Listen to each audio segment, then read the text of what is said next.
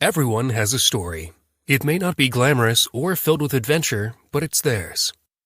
Welcome to Lifting with Larry, the podcast that features the unique stories of everyday passengers from the world of rideshare. Welcome to Lifting with Larry. What's your story? Have you ever wondered what it would be like to serve in the military? What about serving in the military during a time of war? Well, my guest today has done that and a whole lot more. And I think you're going to really enjoy her story. Vickie, welcome to the show. Thank you for being here, and thank you for your service. Thank you. I also want to tell you that we have a special guest host this week. My wife, Kathy, is going to be a special guest host with me this week, and I appreciate her doing that. Thank you. I am delighted to be part of this episode.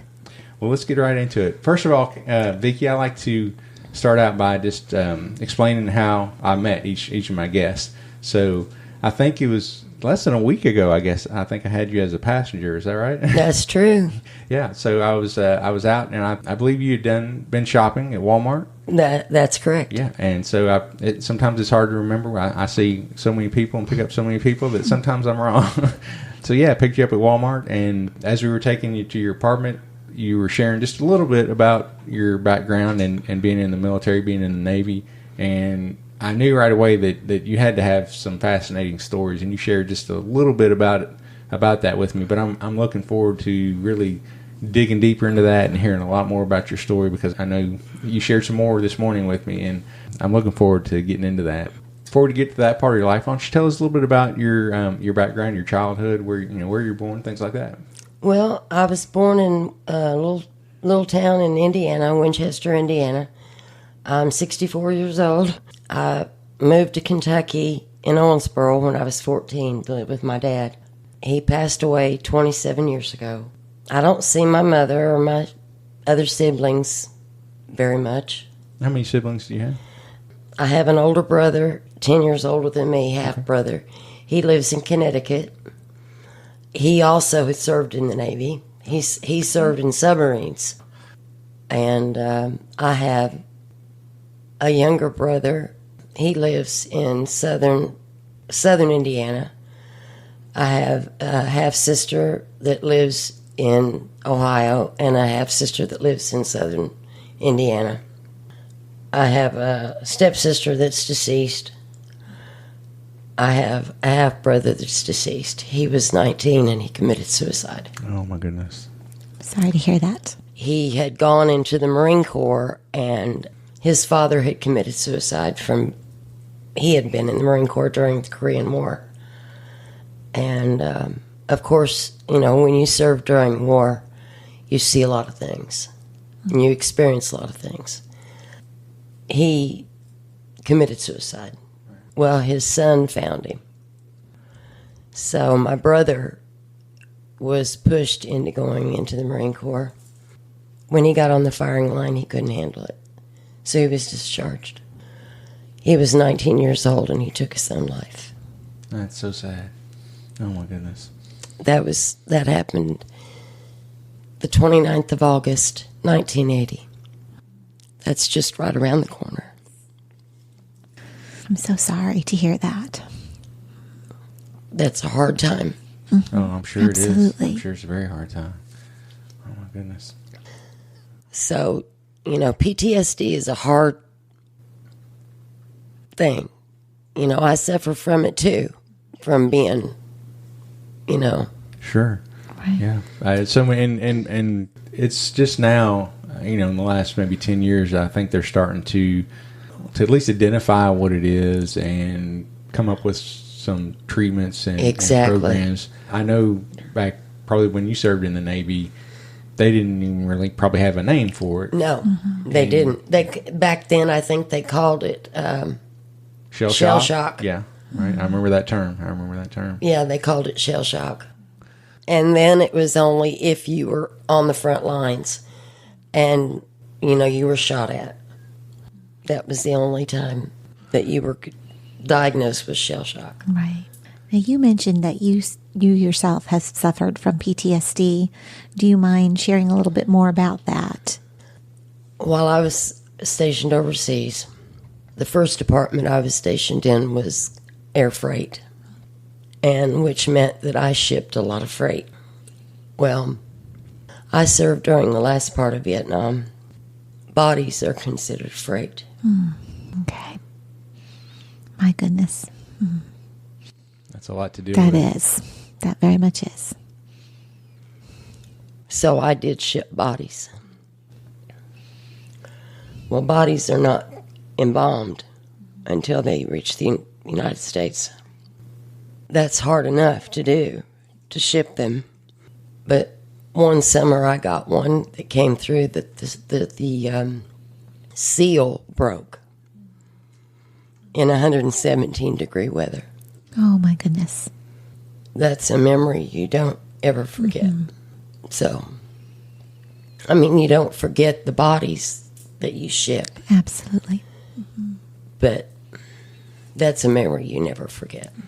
And then, of course, I was also attacked by a fellow service member. And that's only now in the last 10 10 years, probably. 10 years You that hear about that. you actually frequently hear now. about servicemen, the men attacking the service women, and something actually being done about it. Now, thankfully, the man that did attack me, he was court-martialed. But he was not discharged. You know, they charged him with assault with intent to kill. They charged It's a him very with violent attack. a then. very violent attack. They charged him with destruction of government property. But they only busted him down to E1. Didn't took- discharge him. No discharge. That's amazing. No discharge. No jail time. Oh my gosh. That's hard to imagine these days that people can get away with stuff like that, but it happened a lot. I know. Yes, it did happen a lot, especially back in, well, I went in the 70s, so. And even these days, you read. I know I've read stories just recently about women who've been attacked, or I know there was one actually on a submarine where they had like a private chat group, and they would take like hidden pictures of the women that served on the crew. They had cameras in their in their dorms and in the showers, and they would pass those around and rate the women, and it's horrible. You see, before I got out, they went around and asked the women, do you think women should serve on submarines? Do you think women should serve on ships? Do you think women should serve together with the men? My answer to these questions were no. Absolutely not. For one thing, it's dangerous. Right. It's not, it's dangerous for the women. And, of course, then you get some women saying, oh, well, it's women like you that it's given the rest of us the bad name. The ones of us who are here to do a job and to want to make a life for ourselves and make a career for ourselves. But they got what they wanted. So now, now they're wanting to put women into elite groups, which they have no business going into. That's my personal opinion, I guess. Sure. Yes. How did you end up serving in the Navy? Well, my father had served in the Navy. My oldest brother had served in the Navy. So it's kind of a family tradition. Yeah, my father was all for it. My brother wasn't. No. He didn't think you had any business serving in the No, he military? didn't think I had any business going into the Navy. Not his little sister. Sure. Yeah, that's understandable, I think. It's But, understandable. I loved it. Boot camp to me was a mind game. Very much so, yeah. That's, I just played their mind games with them. I loved it. Right. Right. So where did you do your boot camp? I did my basic training in Orlando, Florida, which is no longer there. Their basic training is no longer in Orlando. It's now in Great Lakes, Illinois. I believe that's the only one they have. Now, prior to going into the military, I know you have the military background in your family, but was it a desire of yours to go into the military, or more you did that because it was more of an expectation because the history was there from your family? I think for me it was kind of a challenge. My dad, I think my father kind of, it was a game between he and I. Okay. He would do things and say things like, "Okay, you couldn't do it." I knew what he was doing. Exactly. It was a mind game between he and I. Yes. I did it to prove to him that I could do it. I was man enough. I was going to do it. I was going to show him I was going to do it. That's why I did it. Okay. In hindsight, are you very thankful for your time in the military? Yes. I wish that I had not been stupid enough to get out.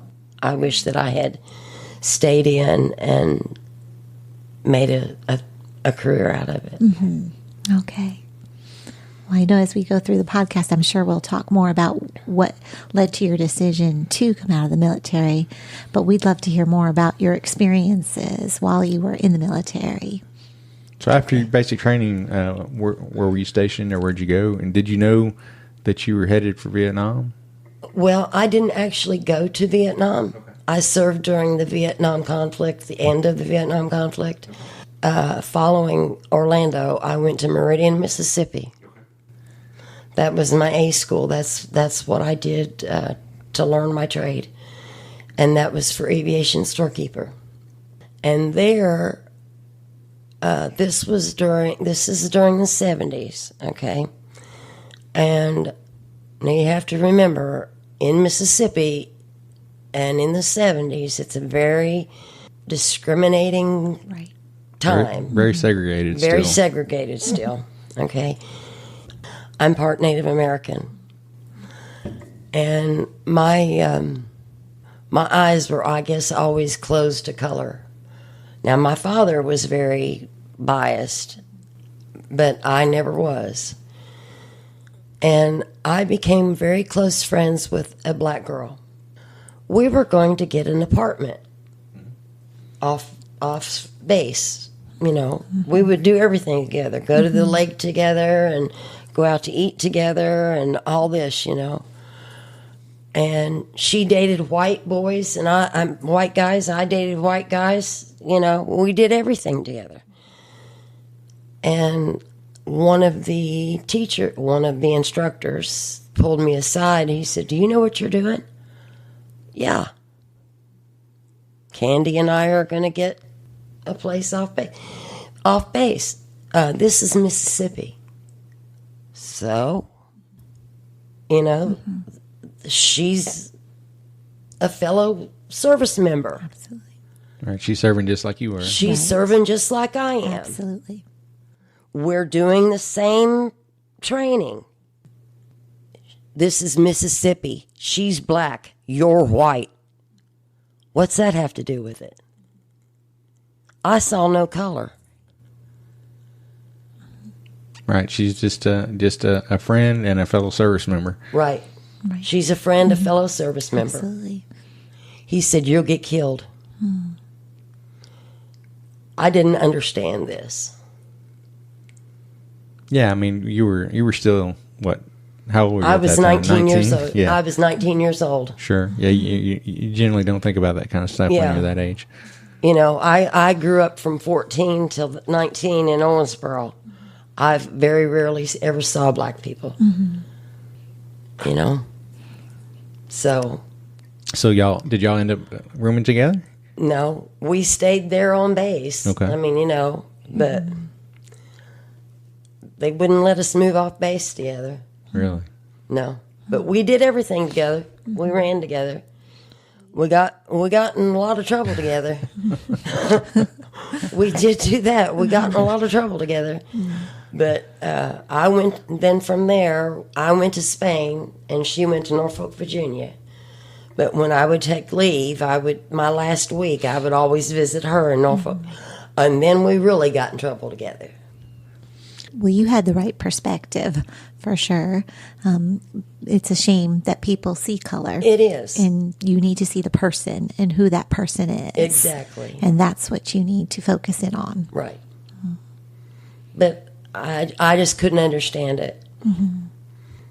It's hard to imagine in today's time here the kind of bias that they faced, I think, at that time in the Deep South.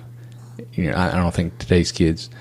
I was telling my wife when we first met. I can still remember when our elementary school was integrated here in Bowling Green, and that was hard for her to imagine that. My first few years of elementary school, we were not integrated. I grew up in Connecticut, where one of your siblings is from, and we didn't have that. There was total integration, not segregation.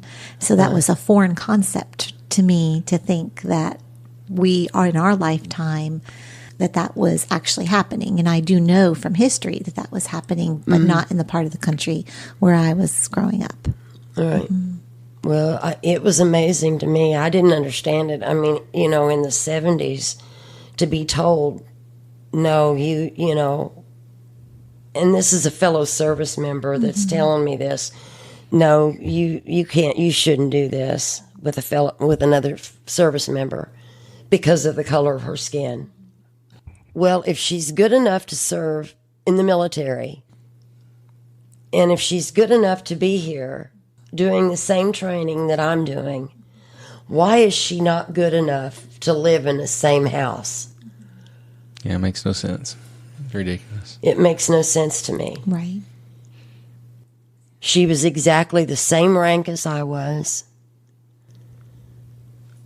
Why is she not good enough? It made no sense to me. But I had never grown up that way. Now, as far as she goes, was she from the north or from the southern part of the country? No, she was from the south, too. She was, okay. But she saw no color either. She thought she was white. So, right. I mean, because she dated white guys.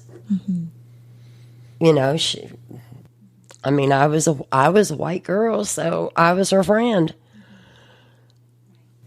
And you all ran around and got in a lot of trouble. And we ran around and got in a lot of trouble. Do you have a story that you want to share about that, or would you rather bypass that? Well, we were on at Norfolk, and there was a carload of black guys, service members, riding around, and they made a racial slur towards me at her, and about her running around with me. And oh my goodness, the words she said at those boys, and we took off running after them. And if we had caught them, we would have probably beat the living tar out of them.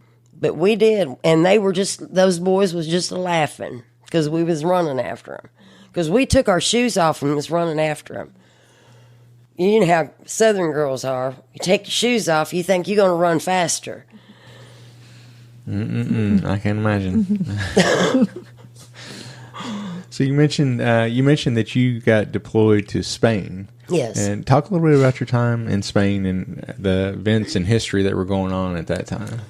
Well, when I got to Spain, Franco was the dictator, and he was in power at that time.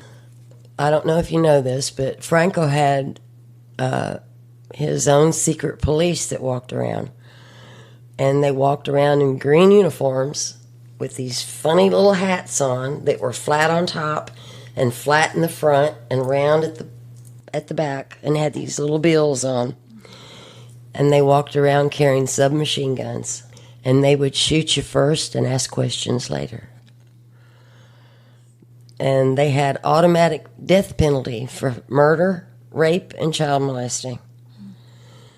And they would put you in front of a wall and open fire. Automatic firing squad. If you got caught for drugs, you went to prison for 7 years and a day. And that day was any day they chose it to be. And a lot of times they would use, there was still the prison in use that Columbus got his crew out of. That Really? prison That's was still very in use. historical. Yes, Wow. that prison was still in use. It was in the town of Cadiz, which was just a few miles from Rota, where I was stationed. And I remember one night, I believe it was on New Year's Eve, I was coming on base to go to work. When I first got there, I worked, as I said, at Air Freight. And I worked for the division officer. He was a lieutenant commander. And first thing he said to me was, "There's no place in my men's Navy for a woman." Probably a lot of that back in those yes, days. the older officers. That was their outlook on it. You know, they didn't want a woman. You know, they thought it was a man's place, and they thought that my place was to make coffee and to do their errands. Gopher. Yeah, I was a gopher. And which I knew how to make coffee. I'd worked in restaurants before. And I said, "I don't know how to make coffee." That wasn't my job description. I'd been to school, and I was going to do my job. And I said, "I don't know how to make coffee." "Who made your coffee before I got here?" And they said, "Well, that's your job now. You're going to make coffee." I said, "I don't know how. I told you, I don't know how. I don't drink coffee. I've never drank coffee. I don't know how to make coffee." "Well, that's your job." Okay. These big silver coffee pots that they have. I took a great big can of coffee, poured the whole thing in it. "Your coffee's done." They never had me make coffee again. That's where I had a feeling you were headed. So it sounds like you were pretty feisty and held your own with the guys. Oh, yeah. I only stayed in that department for 1 quarter. No, 2 quarters, which was, let's see, 6 months? Yeah, 6 months. Okay. And then the division officer and I, again, had a round. After I was the first female to ever be hazmat qualified. Okay. What led you? How did that happen, or what led you into being hazmat qualified? It was the course was offered, and I was always one. I wasn't afraid to do anything, so I thought, well, what the heck?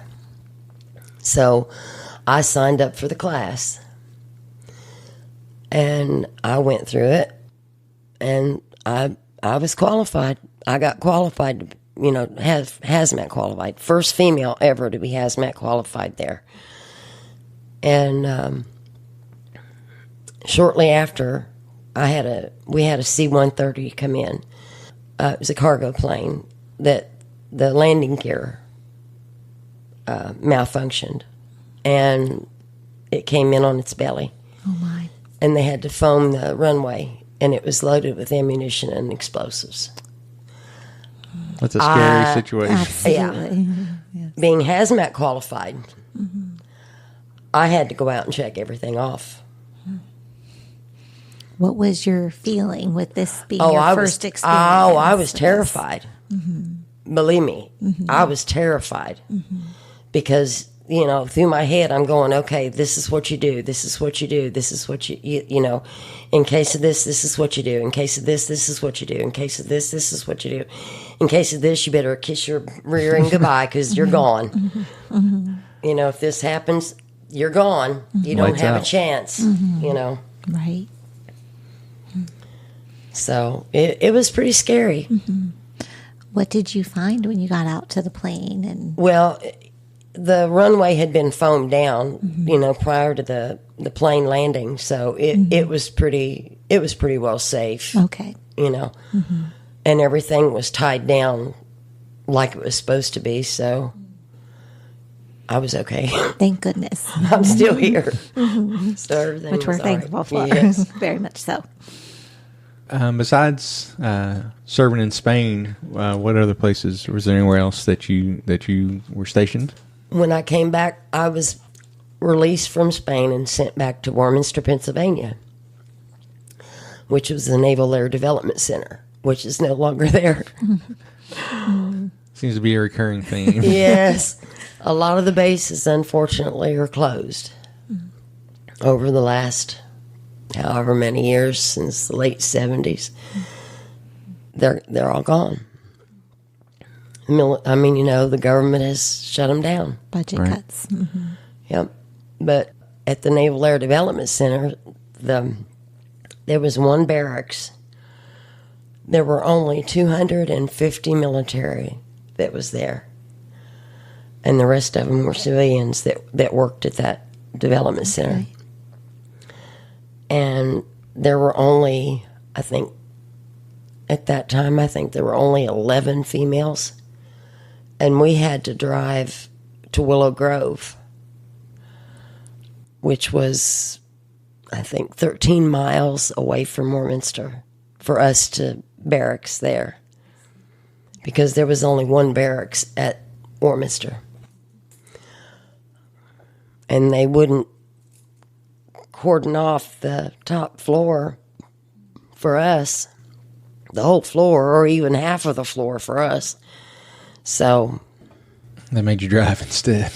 they made us drive to another town, That's or amazing. to another base, Right. at another town. So They did. Was that your last duty station? That was my last duty station. Okay. And then I decided to get out, and I shouldn't have. I should have just stayed. I should have just stayed in and taken leave and, and re-enlisted. Because I tried to go back in 10 days later, and I was medically disqualified. So what was it that kept you out? They never did say. They just said I was medically disqualified.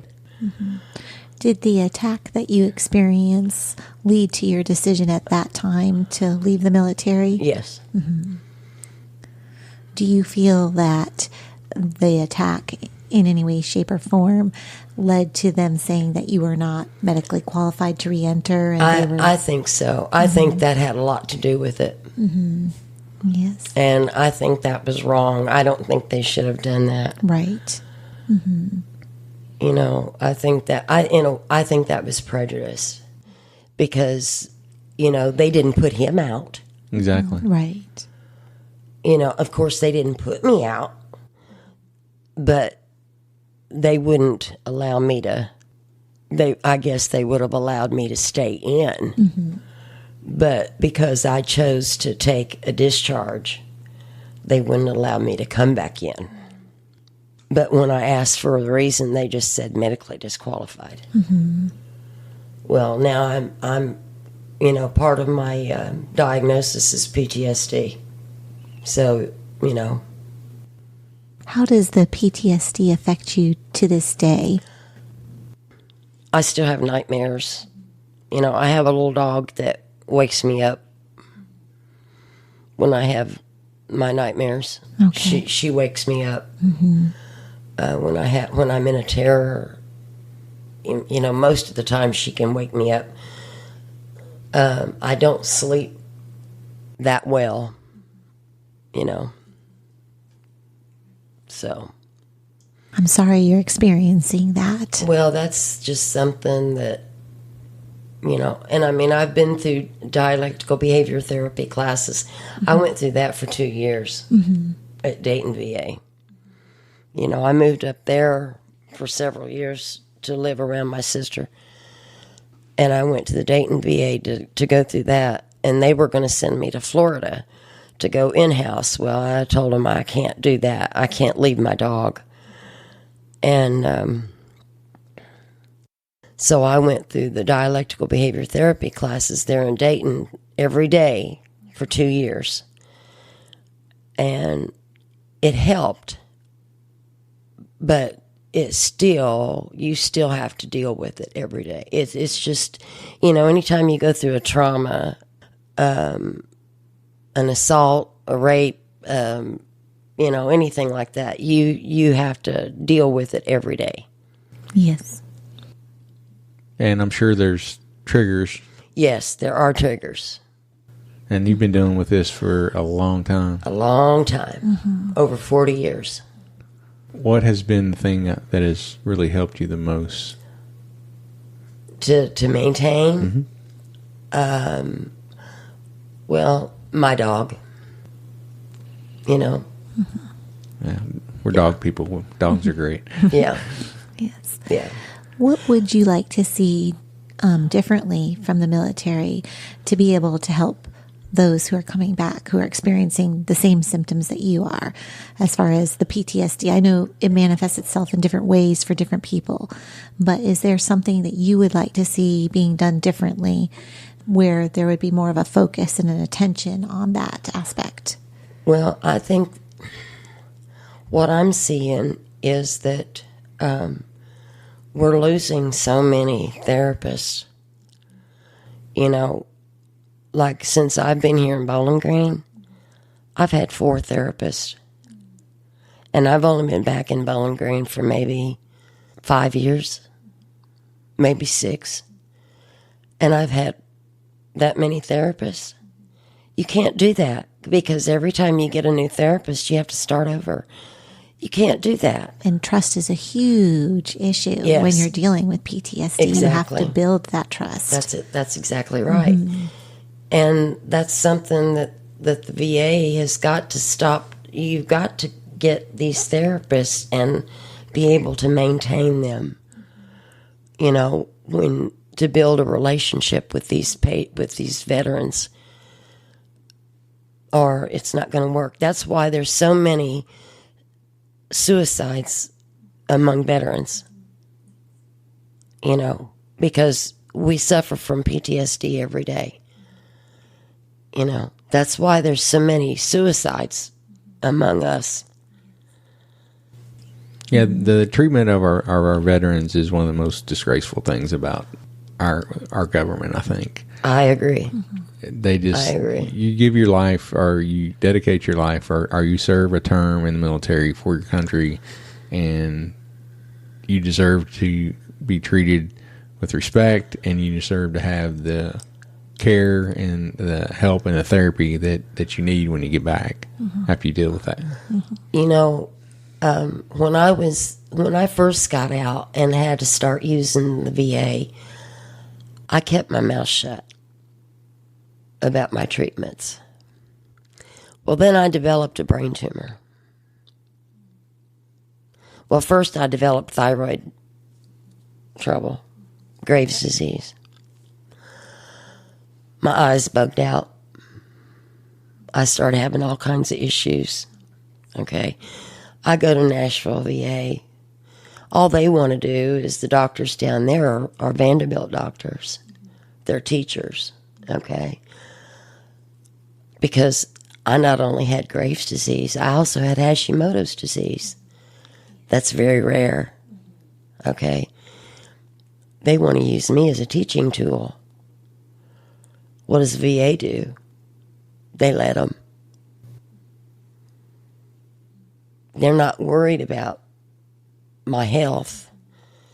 They're letting these doctors use me as a teaching tool. In the meantime, I'm getting worse.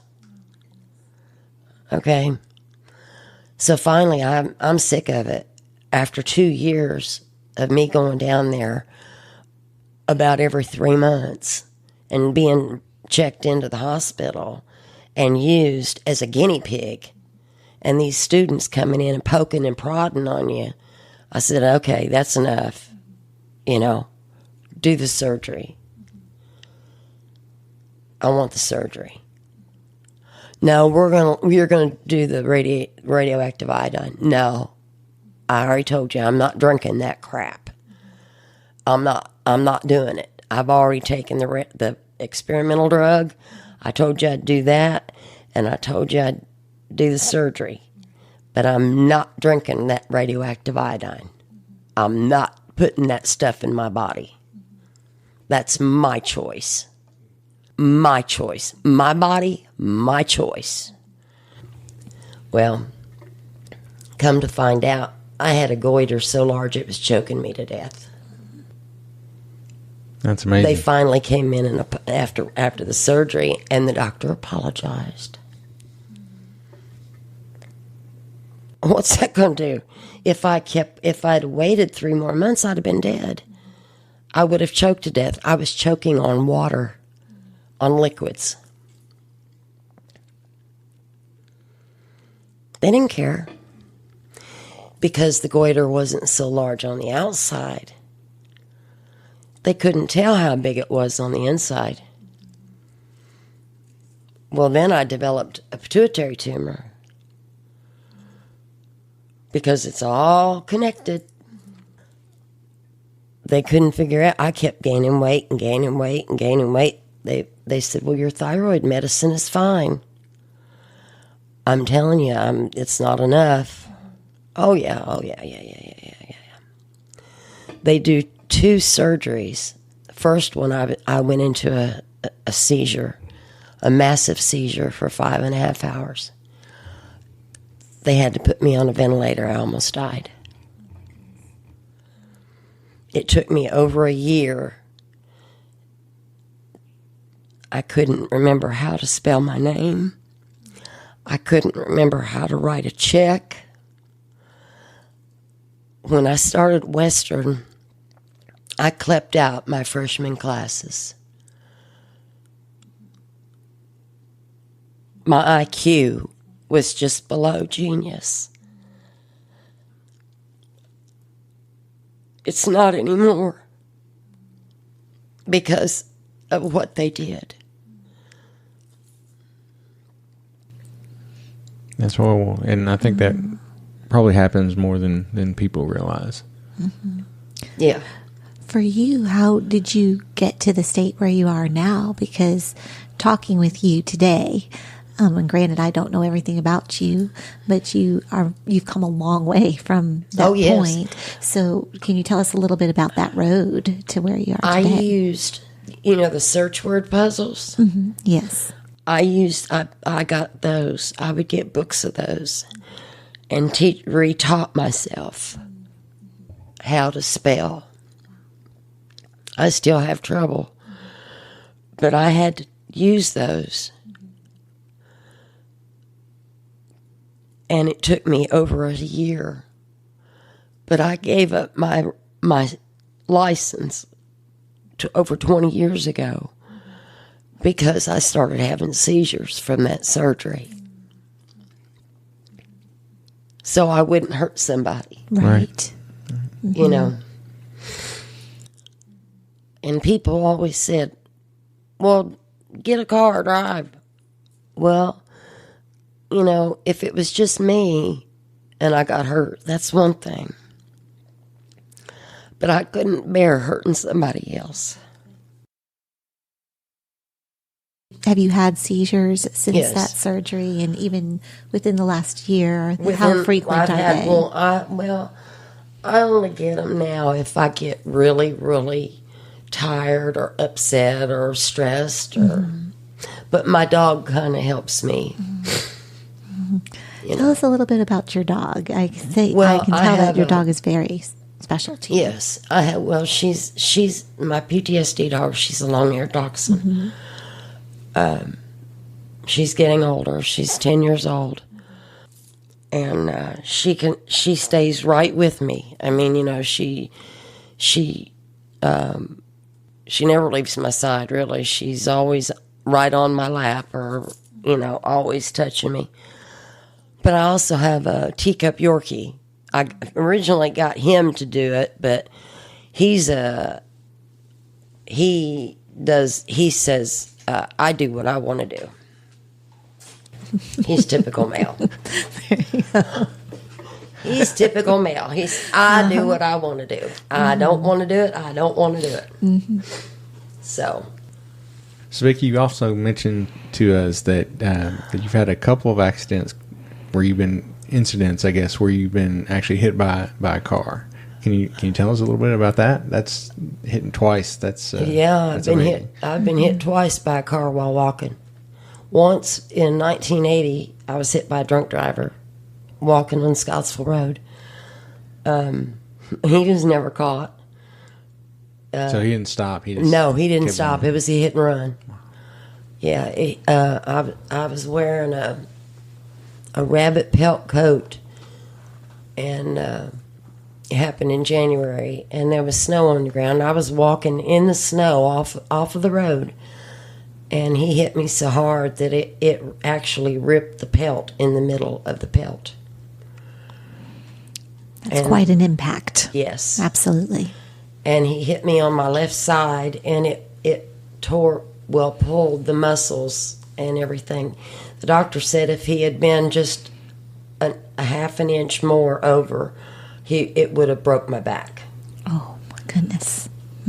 Yeah. That's how bad he hit. I was bruised, and it hurt. It hurt bad. But there was a driver coming the opposite direction. The other driver was going towards Scottsville. I was walking towards town. And he made a U-turn and stopped and picked me up and took me to the hospital. Oh, thank goodness for that. Yeah. Because otherwise I would have probably laid there for God knows how long and died of hypothermia. Yes, since this is the middle of January. Yeah. Happened the 10th of January, 1980. Yeah. And the second one happened the day before my birthday, 5 years ago, I think, down on Chestnut Street. I was crossing Chestnut Street on 10th, and a woman was on her cell phone. She was turning onto Chestnut. I was using my walker, and I was in the crosswalk. And she turned and hit me. She said, well, I had the right of way. Yeah, I don't think so. Yeah. Because I wasn't laying there bleeding to death. She had the right of way. She was on her cell phone. Yeah, there's so many wrecks that can be attributed to people being on their phones nowadays, whether it's talking or texting or just glancing down at a notification that you've got. This is a huge problem, and we worry about our kids all the time. You know, we harp on them. Don't put your phone away somewhere where you can't see it. Right. Well, the building that's on the corner there, right across from what used to be BB&T? Yes. Okay. The Armory building? Is that what it is? Yeah, it used to be. It's apartments now, I think. But yeah, it used to be. Okay, well, I don't know what was up there, but there was a post on, somebody sent it to me, that was on Instagram or I don't know if it was Facebook or Instagram or one of the other ones. Twitter. That said pedestrian meets motorist, or motorist meets pedestrian, or something. And it was about me in that car. The car didn't stop. She didn't stop until she was about 2 car lengths away from me. My goodness. And there was a doctor coming the other direction, and he pulled over into the lane because I went up into the air and came back down and hit the ground. And he sat right there on the ground and held my head in his lap because I hit the concrete, the pavement, And of course, I was on the news and everything. They said, I don't know. I was at the hospital. I was at the hospital. Right. You had other things going on. Yeah, I had other things going on. But she bent my other walker up bad. It was compromised, so she had to replace my walker, which she didn't like. But no, she was on her cell phone. They charged her with inattention and driving her while distracted. Yeah, all kinds. They charged her with several things. So it was her fault. It wasn't mine. I still had 10 seconds on the walk light. And as far as I know, the last time I took a driver's test, which was many, many years ago, the best I can remember, pedestrians had the right of way. Yeah, I don't think Absolutely. that's changed. And I don't believe that's ever changed. No. Right. No, not at all. But people anymore, even when I'm supposed to use a mobility scooter now because of all my health problems and everything. But, I can't do that all the time. So I still do try to use my walker to keep my muscles up. But even on my mobility scooter, people in cars do not watch. I have been almost hit, I don't know how many times, on my mobility scooter. They make me wait. They always make me wait. Even if I have light to go, they make me wait. Everybody's in such a hurry these days. Even when they really don't need to be. Just it's a rush, world. We don't want to wait for anything. We don't want to just have, common courtesy is lost a lot, I think, these days. Yeah. And a mindfulness of other people and their needs. It's all about you. And I've even had people pull up when I'm trying to cross, and they see me crossing. The people across the street in the other lanes, they will pull way up to where I can't get into the sidewalk. And I have to go way out around them or back around behind them to get even into the sidewalk. So you've experienced a lot over the years, Yeah, for sure. I have. After you, after you got out of the military, what kind of career did you pursue after that? Oh, well, I've done a lot of things. I've worked as a bartender. I've worked as a waitress. I worked as a dog groomer, professional dog groomer. So you finally learned to make that coffee, right? Oh, honey, I knew how to make coffee even before I went in the service. That was a mind game she was That playing. was a mind game I was Power playing. game, wasn't it? That's right. That was a power game. They weren't going to pull anything on me. But everybody in the military always drinks coffee.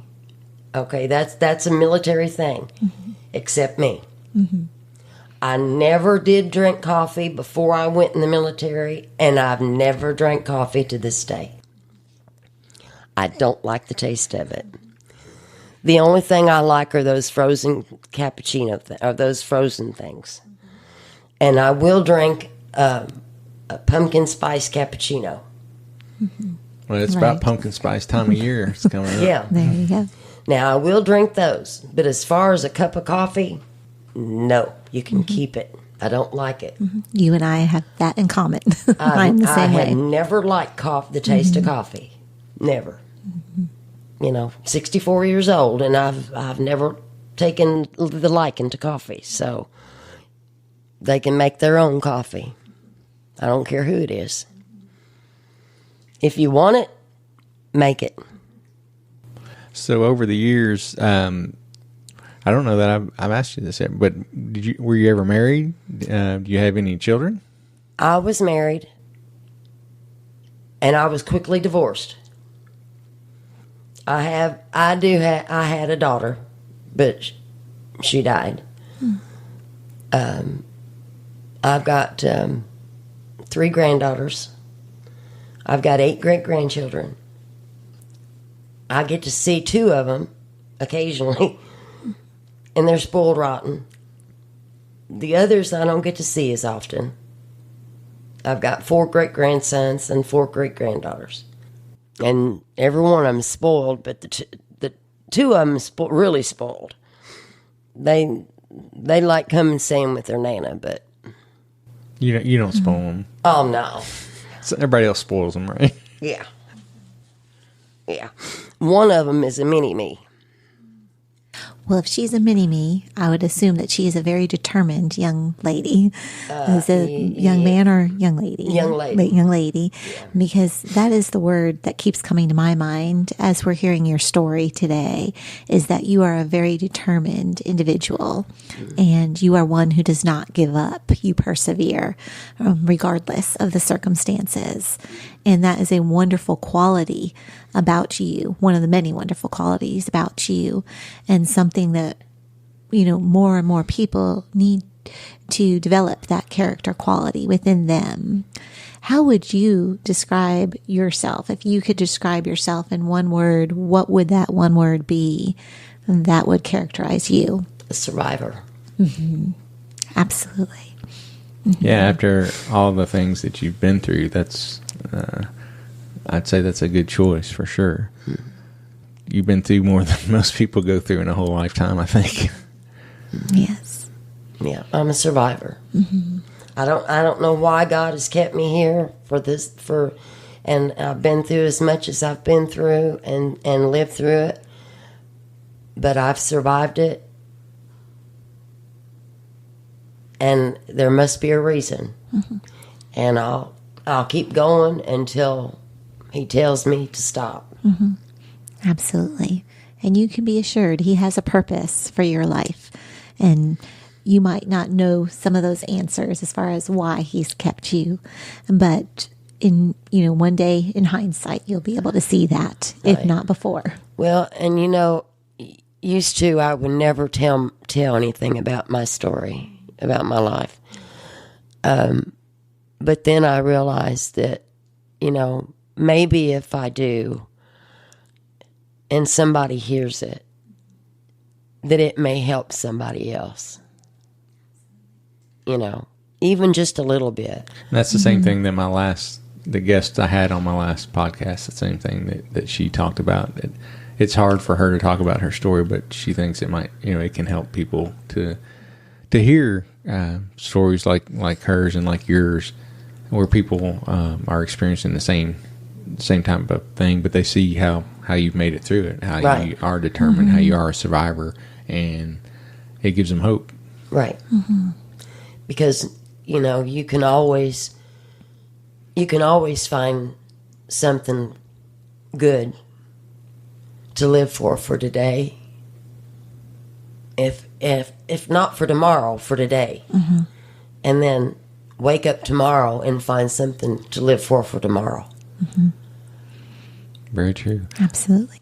Tell us, just looking back on your life, what would you consider maybe just the most important thing that you've learned in life? The most important thing that I've learned? What a great world it is. Mm-hmm. Amen to that. Mm-hmm. When I joined the Navy, I didn't want to stay in the States. I wanted to see the world. They say join the Navy and see the world. Well, that's what I did it for. I joined the Navy to see the world. Well, when they asked me, and when I joined, they put me in a man's billet. So when I got to boot camp, they were looking for a man. Sorry to disappoint, but no, I'm not a man. Well, I wanted to go to Naples, Italy, is where I wanted to go. That's the only place I knew. And they said, well, we don't have one for there, but we got one for Rota. And I said, well, where's that? And they said, Spain. I said, I don't care anywhere but the United States. I just want to go overseas. That's where I want to go. That's fascinating, especially to think about. Back then, like I said, there weren't a lot of women. There weren't near as many women, I think, in the military as there are today. They didn't have the opportunities, and it was probably a little unusual for a female to join the military and want to travel like that. Mm-hmm. Well, when I transferred out of my first billet into Rotable Pool, I transferred by telling my lieutenant commander that I wanted to transfer, and he said no. And I said, well, then I want captain's mast. He said, for what reason? I said, well, I feel I'm being discriminated against. Mm-hmm. Well, I was transferred within a week. And then I was transferred into rotable pool, which was, I maintained parts that would down airplanes, like the black boxes and the tires and anything like that. Anything that did with airplanes or helicopters that, would make the airplane not be workable. And they could be repaired. And I worked in the hangar. I worked midnight shift, and I did it worked by myself. I liked it like that,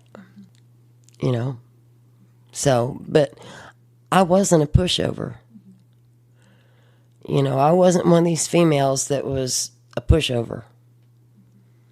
Right, you're telling me a little bit about people would come and demand a part. Oh yeah, I'd get some of the men in there, some of the men from different departments. Well, we need this part here. Have you got a request? Because you'd have to have requests for each part. Right, you have to fill out the paperwork for it. You got to fill out the paperwork. I got to have a record. No, I need it. And I said, well, give me a request for it. Well, I need that part. I said, I need a request for it. You don't get the part unless I've got a request for it. Depending on how much trouble he gave me, depended on how long it took him to get that part. If he gave me a lot of trouble, he might take quite a while to get that part. Again, the buying game and the power struggle. That's right. That goes on in the military.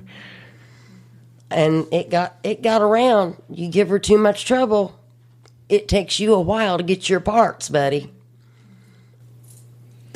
Now, I know you had said you had a desire to go back into the military. You wish you could have made a career out of that. If you had been given that opportunity, where would you have liked to have seen yourself? In what position in the military? Where would you like to have seen yourself today in that role? I would have stayed 30 years and retired. Well, if they would have let you stay until you died, I would have stayed till I died. I mean, because that's just, I don't know. I think when I first went in, I didn't think I had that mindset. But when I graduated boot camp, I actually cried to leave because, I mean, boot camp is a mind game. It is, but I really enjoyed it. I guess I don't know. I guess because I enjoy that. I guess because I played it with my dad all the time. My dad was he tried to use reverse psychology on me all the time. So I guess I just kind of played into those games with him. And that's what boot camp was.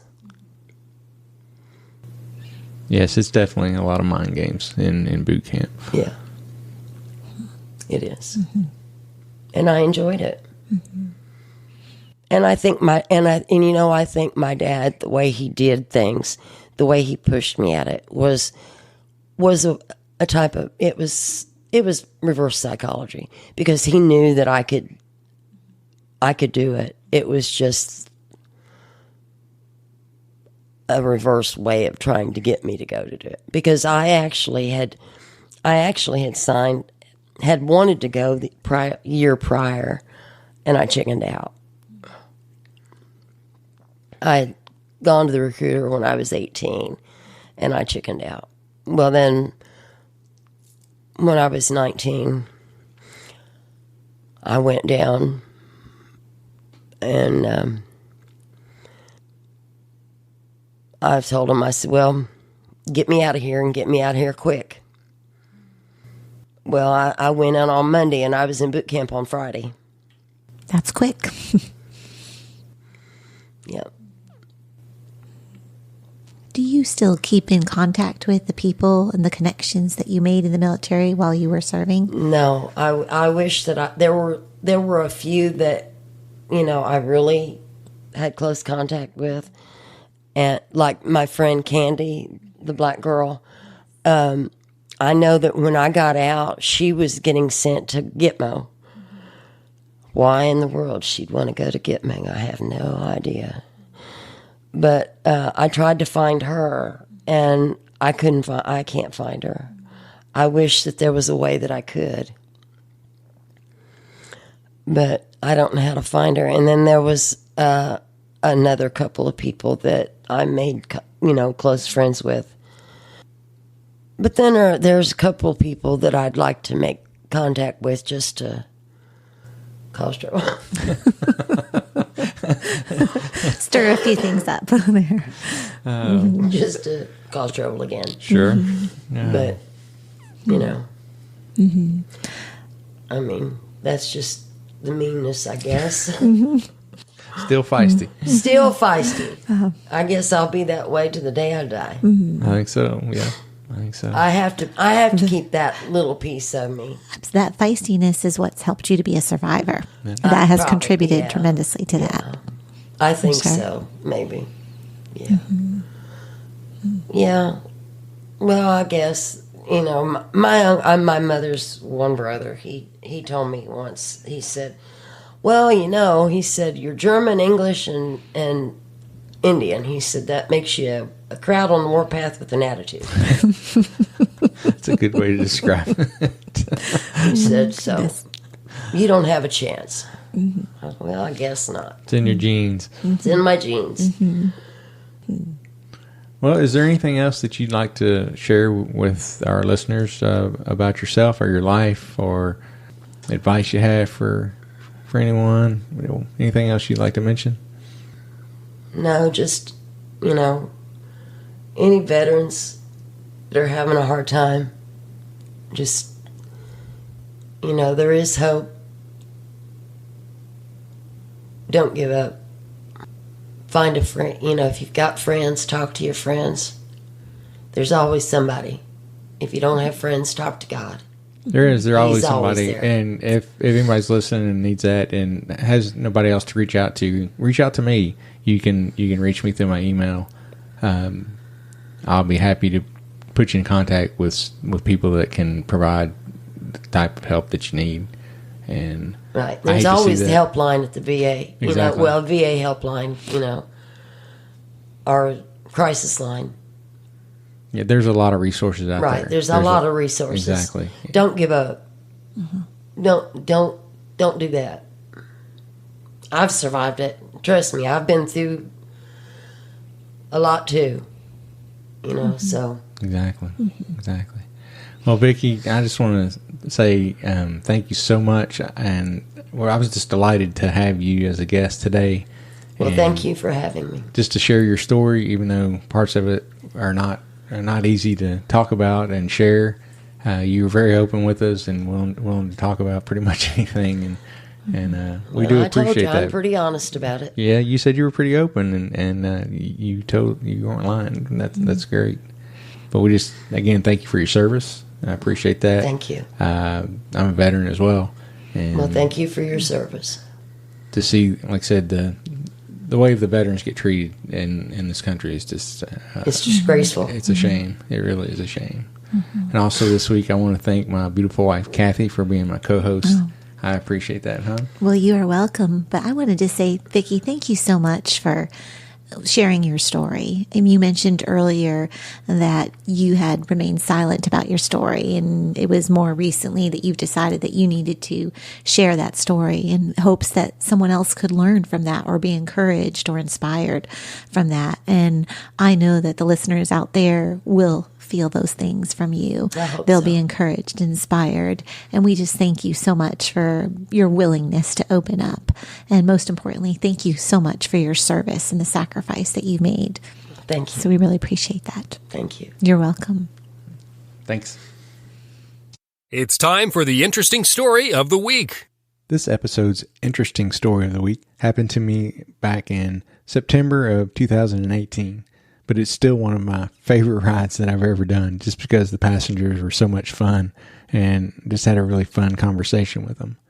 When I arrived, I picked up a mom and her son, who was probably about 12, and then their daughter, who was approximately 8 years old, I'd say.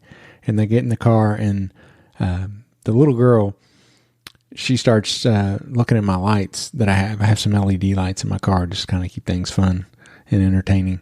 And she's like, "Oh, I love your lights." She's like, "My dad is going to love your lights." And then she says, "My dad's a bear." And I'm like, "Oh, really?" She's like, "Yep, my dad's a bear." And the wife's like, "Yeah, he kind of is." and then the little girl is just staring at my lights. And finally she goes, "Your lights are so satisfying." and I thought that was just an interesting way to describe them. And I'm like, "Well, I'm glad you like them. I'm really glad you like them." And so then her dad comes out of the house and gets in. They'd been at a party, I guess, at their or get together at their friend's house, and we're headed home. So he gets in, and he is kind of a bear of a man. He was a pretty good sized guy and had a big beard and super nice. All of them were just super nice. But it was very funny because the dad and the little girl were very much the same, very outgoing and talkative, and the mom and the son seemed much more introverted and kind of kept to themselves a lot more. So anyway, we're driving. I'm making small talk with the dad, and all of a sudden the little girl goes, "What's your name?" And her dad goes, "No, that's not how we ask." He's like, ask him, "May I have your name, please?" And the little girl goes, "May I have your name, please?" And I was like, "Well, that's really good." I said, "Yeah, my name's Larry." And her dad goes, "Okay, tell him your name." And she goes, "My name's Ramira." And he's like, the dad was like, he said, "That's not fast at all. Why don't you slow it down a little bit so people can understand what you said?" And so the little girl says, "My name is Weird Mira." So her name was Mira, but she was calling herself Weird Mira. And then she started just giggling and laughing. And I think they'd been up a little late and needed some sleep, but she was being silly, just being silly. So anyway, we're talking with her dad, driving some more, toward their house. And all of a sudden from the back seat, I hear Mira say, "Larry, may I call you Tree?" And I said, "If you want to, Trees, that works for me." That works for me. And her dad's just kind of giving her a weird look and everything. And so we're driving a little bit more and talking with the dad. And then Mira goes, "Larry, do you mind if I call you Lazy Larry?" And her dad turns around. He's like, "Mira, what are you doing? What are you talking about?" And she is just cracking up. She is just laughing. And I thought it was hilarious too. And so we keep going, and all of a sudden, we'd gone another few blocks, and I hear Mira in the back seat. She goes, "Larry, from now on, your official name will be Barley." And I don't know if she got that because I think the street we were on had the name Barley. Maybe she saw the sign. I'm not sure where she got the name, but her dad was like, "Oh, Larry Barley." He's like, "That's kind of distinguished looking." He's like, "Apparently now you own a beer corporation." And I was like, I can live with that. I can live with that, Larry Barley. And the little girl, like I said, she is just cracking up on everything. So we're driving some more. I'm talking to her dad, and all of a sudden here, Larry Barley, I need to ask you a question, Larry Barley. And her dad's like, "Mira, we're talking up here." And then the dad asked me if I have any kids, and I tell him that me and my wife have 8 between us. And he's like, "What?" I'm like, "I understand. I get that a lot."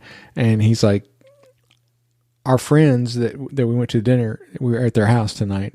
They the woman works at a dental office, and she gave us all this toothpaste." He's like, "You've got to take some of this toothpaste because you obviously need it with 8 kids, and we're not going to use this stuff ever. We'll never use it all up." And so then Barley starts asking, she's like, "I need to ask Barley a question. And I'm like, what do you want, Mira?" And she said, "How many of your kids are boys and how many are girls?" And the mom's like, "She's going to analyze you now." She's into it. She's going to analyze everything. And so I tell him, tell Mira that we have 5 boys and 3 girls. And then me and her dad are talking again. She's like, Barley. And I say, "What, Mira? What do you need?" And she said, "How old are the girls and how old are the boys?" So I go through and we start talking and going through all the ages. And we're finally getting close to their house and pull in. And we get in there. And then as they're all starting to get out, Mira says, "Barley, can you come get us the next time we need a ride?" And I said, Mira, I would be delighted to come give you a ride the next time you need a ride. That would be great. That would be a pleasure. And so then her dad hands me two boxes of Sensodyne toothpaste. They're kind of smaller tubes, but I don't know how many tubes were in the box, but we haven't used, probably haven't used a third of it yet. And it's been about almost a year. So I get these boxes of toothpaste, which is the most unusual tip I've ever gotten, I have to say. I've gotten tipped a beer, a couple of beers, which I didn't take just because I'm not a big drinker. But I'm trying to think if I had any other unusual tips, but I don't really remember any other unusual tips like toothpaste that have happened. So that's definitely strange. And then as they're getting out, Mira asked me what all is on my sign that I have. I have it on my dashboard, and then I also have one on the back of the seat where the people in the back seat can read it. And I go through it with her and just tell her that on my sign it tells them what my name is, and it tells them that I have a dash cam. It says smile, you're on dash cam, and that if you need water or you need the temperature adjusted or anything like that, or a phone charger, just let me know and we'll take care of you. And then Mira says, I wish you could come and visit our house sometime. And I'm like, oh yeah, that sounds great. I'm just kind of playing it off. and then she's like, no, you can come in right now. Come on in. And at this point, I'm not sure what her parents were thinking. You're inviting this strange person into our house. So I played it off as like, Mira, it's late, and I need to get home and get to bed, and y'all probably need to get to bed as well. And so they're getting out, and the dad thanks me. He said, anytime when we have, we're out we drink beer or anything, I always like to thank my driver for getting us home safely. And, I appreciate that a lot. And I told him that I appreciate, the fact that they're responsible enough to order a Lyft or an Uber when they're drinking. And as I shake his hand, I shake the kids' hands, they're getting out. And all of a sudden, right before we're leaving, he's shutting the door. Mira leans in the car, and she's like, here, you need one more for the road. And she hands me one more tube of toothpaste. It was just the individual tube that had gotten, I guess, out of the box somehow. So she gives me that. And it was just, the ride was just super fun. They were great people, and I enjoyed talking with them. And Mira was just a hoot. She was hilarious. I really hope that I have them as passengers again someday, because it'd be good to see them and just relate to them how much I enjoyed that ride.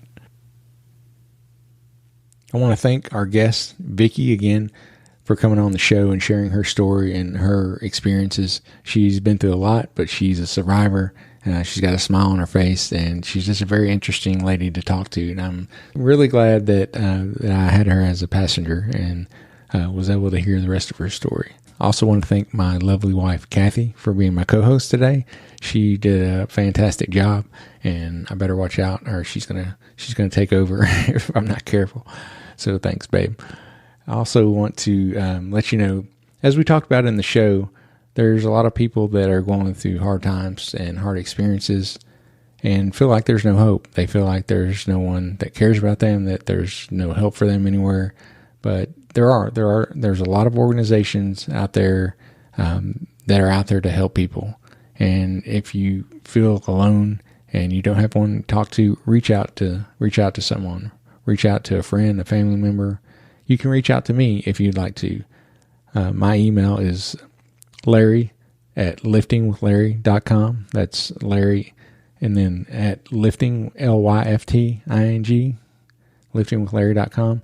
It was not working. I gave out the email in the last episode, and then for some reason the other day it broke, and but we've got that fixed now. So if you've emailed me in the past and it has bounced back, know that it is working now, so you can feel free to contact me. If you enjoy listening to the show, I'd really appreciate it if you go to iTunes or Spotify or wherever you listen to your podcasts at and leave a rating and a review. That is a tremendous help to the show. Kind of helps give exposure to the show to more listeners. It kind of boosts you up in the search rankings, so it's easier to find. Thanks so much for listening, and as always, God bless. Stay safe out there. Thank you for listening to Lifting with Larry. To subscribe to the podcast, check out other episodes, and keep up to date, head to liftingwithlarry.com.